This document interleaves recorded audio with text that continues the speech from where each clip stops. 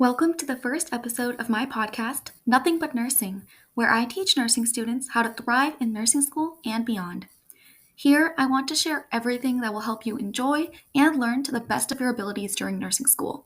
Stick around for content such as fun and unique ways to learn nursing school content, topics to review before first semester, evidence-based strategies on how to study for less time but actually learn the material better, and more. Over the course of the next few episodes, I want to share my study techniques that took me from being a straight C student in my first degree, which was in non nursing, to a straight A student in nursing school. Study strategies is a huge topic, lots to talk about there, so I'm going to start off by first talking about how to take notes. How do I recommend taking notes in nursing school?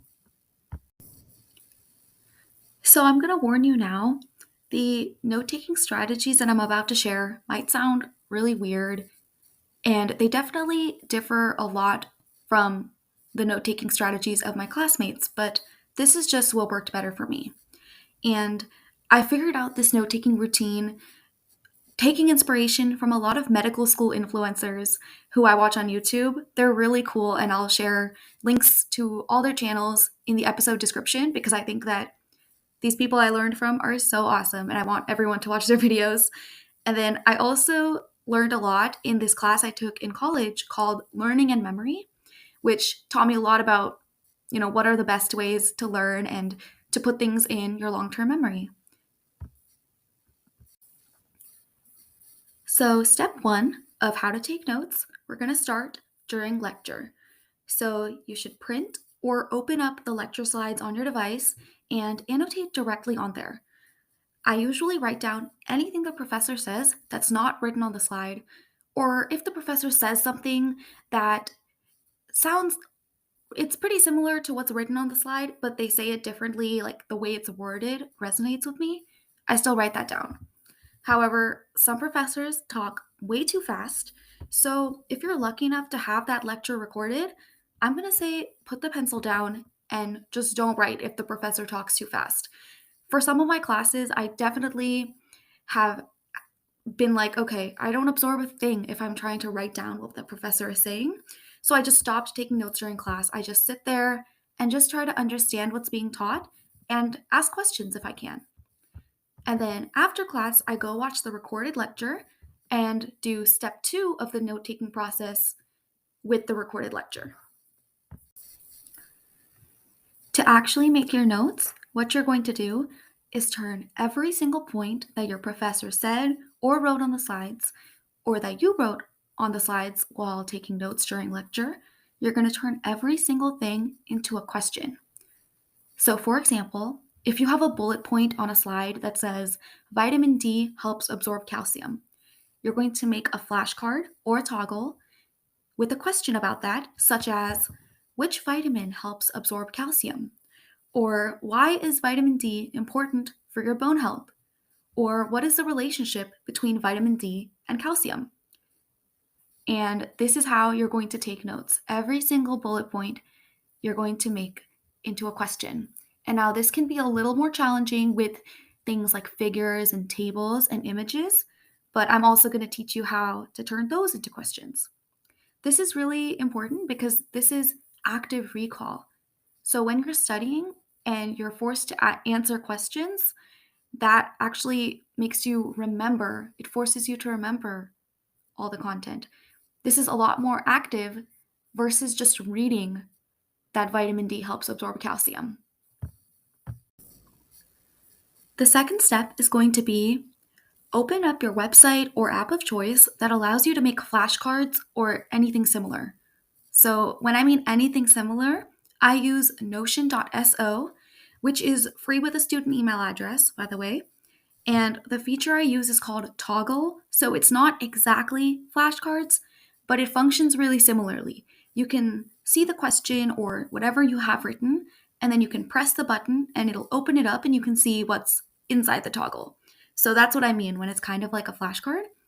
And other than Notion, you can also use Quizlet or Anki, that's Anki, or just index cards and write them down to make flashcards, okay? So we're going to make flashcards, and Let me tell you how.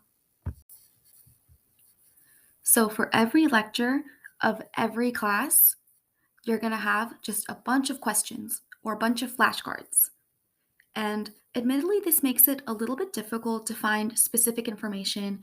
Like if I'm studying and I just want to check something, I just want to double check my information on a fact, I have to find the question first. So it's harder than if I had like just a long list of bullet point notes, because then I could just control F and find the term that I'm looking for. But it's harder to find a specific answer when you have a bunch of questions. So that's one drawback of this process. But I think the pros and the benefits of using active recall to study just greatly outweigh that one con. I don't think I even really have any other cons. It's a lot of upfront work. When you're studying, first you have to make the questions, and that process takes so long sometimes. But it is so worth it because I think once you make the questions, all you have to do is go over them over and over and over. And it's going to be tiring, but it's not going to take as much time as you would think. And let's say that your professor has a diagram or image or table that you need to know. How do you turn that into a question? So there's a method called occlusion, and you can use this method to make questions out of any image, basically. So there are different image occlusion features on apps such as Anki. I mentioned Anki earlier. That's the flashcard app. And that one will actually let you basically block out parts of the image. But you can also just use any image editing website or app, or even go on Google Docs and just put the picture on there and put a white image on top of what you want to cover. And then you can number them. So imagine you have a table with some parts of the table are whited out and you have a number on top. And then you can just put the answers, meaning what goes in those spaces that's being covered up, somewhere else off to the side, or make that into white too. So you have to highlight over it in order to see the answer. And this way, when you're studying, you can go to this image and you'll have to actively recall parts of the table. And that'll require you to actually understand the relationship between the different things in that table. Or if it's a anatomy and physiology diagram, like different parts of the brain, you'll have to recall that. Once all your questions are made, then every time you sit down to study that subject, you just have to go through every single question. Try not to skip around unless you see that you're getting really familiar with some questions, and some questions are easy, but some are harder. But I'm going to talk about how to deal with that in the next step. But just try to answer every single question genuinely. Don't give up too easily and look at the answer. You have to really, really commit to trying to do active recall. And at first, this is going to be pretty hard if you're not super familiar with the material, but it'll get easier and you'll actually start to remember and understand. Once you've been studying your set of questions for a few days, you're definitely going to start to notice, okay, I can definitely answer these questions really easily, but these over here are a lot harder for me, or they just take longer. So now you're going to try and prioritize which questions you need to focus on because they're harder for you. And there's quite a few different ways to do this. So one way is called a Kanban board, Kanban. I would recommend looking this up on Google Images, and there's also a lot of YouTube videos about it, and I think they can explain it better than I can. I don't use a true version of this board. I use like a way simpler version that was inspired by a video I saw about this board. But basically, on Notion, I made two different columns. I started with two and I ended up going to four. And every time I started with all the questions on the left-hand side in the leftmost column, and every time I got something correct, I would drag and drop it into one column to the right. And then I just kept doing that. So then questions would move up, and then every time I got something wrong, I would move it back to the left. So then every time I sat down to study, I could see, okay, the ones that are more to the right are easier for me. So I'm going to focus on the ones in the left-hand column and try to move them to the right. And like I said, I have switched up the number of columns that I use, And so just try it, maybe start with 2. That way you could just have slightly easier questions on the right. But then don't forget to review those too, because you'll definitely forget those if you stop reviewing those.